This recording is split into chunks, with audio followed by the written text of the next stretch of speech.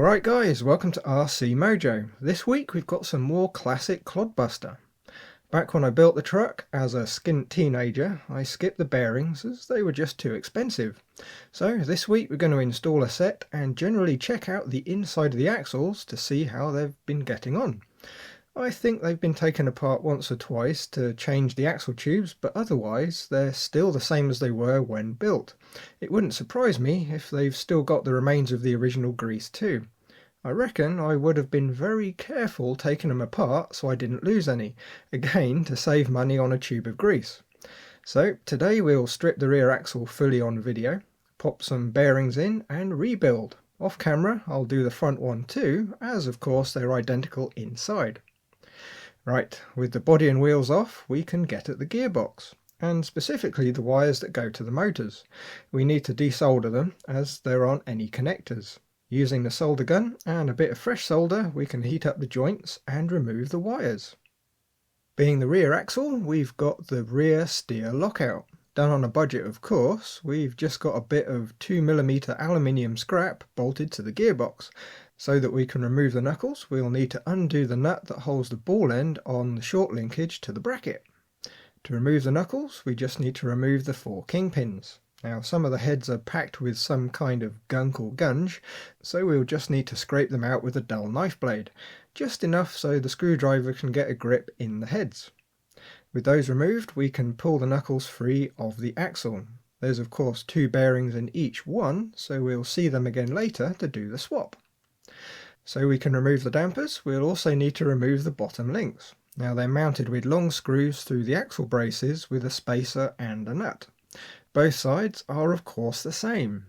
Next we'll undo the screws at the bottom of the dampers. Now they're done up really tight. The first one wasn't too bad to get undone, but the second one I couldn't get enough pressure on the screwdriver to get it turning without slipping. So rather than risk it, I'm going to remove the damper from the top so we can get a better angle at it later. The upper link mount is held on with a single self-tapper, so they're easy enough to pop out. And it was another cheapskate hack. The mounts are made from a broken rear body mount from a Traxxas Stampede. It just so happens that the large diameter bit is a perfect fit in the hole in the ClodBuster. Now that we have the gearbox freed up, we can get a better angle at the damper to get the screw undone. Since we don't mind too much if we cause a little bit of damage, the last result would have been to grind the head off the screw. Luckily though, with some care, it cracked and came undone. The axle braces have a couple more self-tappers to remove. There's more evidence of B&Q here too, with the damper mounts. Interestingly, they're attached with Torx head screws. It's a common theme in a lot of my early builds, as I was given a few bags of M3 and M4 ones.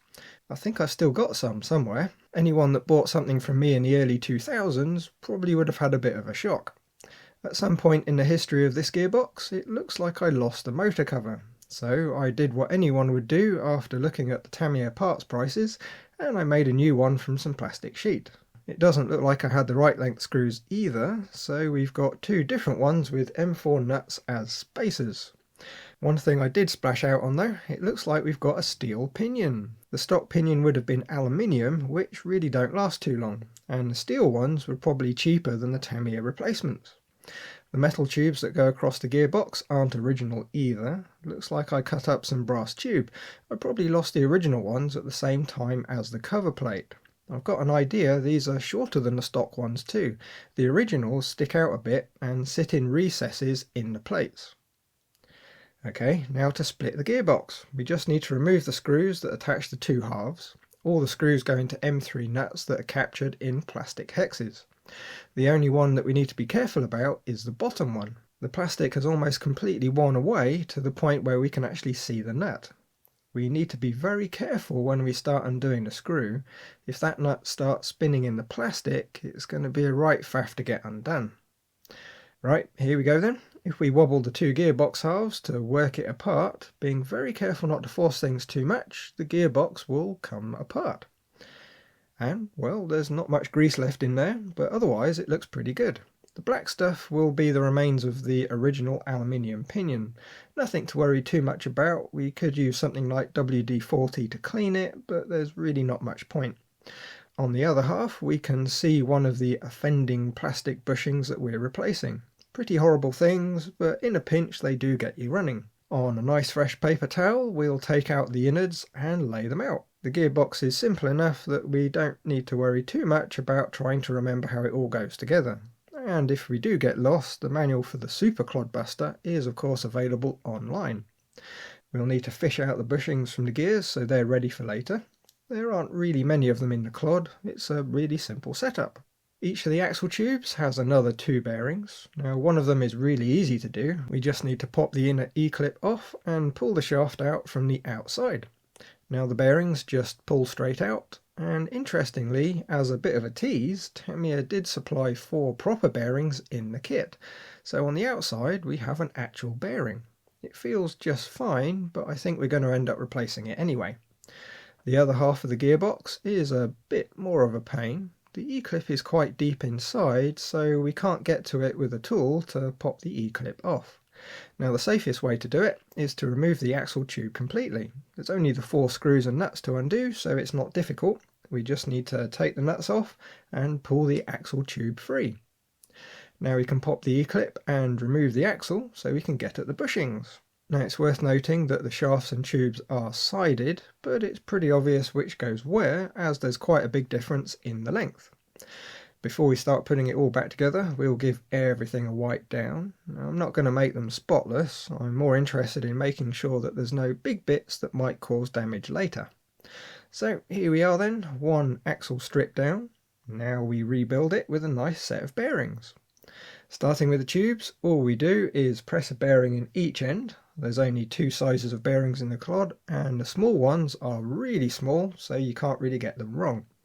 If you get a set from somewhere like rcbearings.co.uk, they provide everything that you need.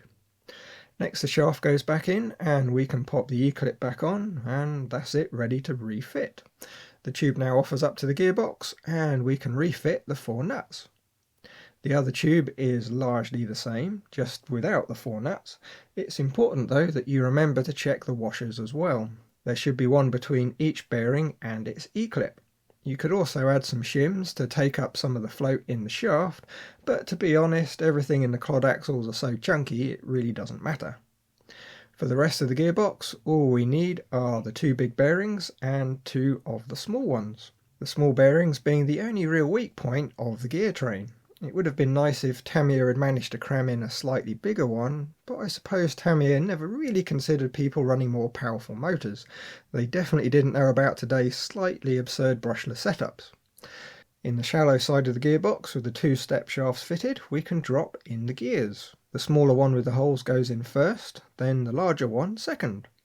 Now we pop one of the brass hex adapters onto the end of the shaft, followed by one of the bevel gears. Now before we drop the diff gears in, I'm going to apply some nice fresh grease. There's the remains of some white grease here and there, so it's most likely going to be Tamiya ceramic.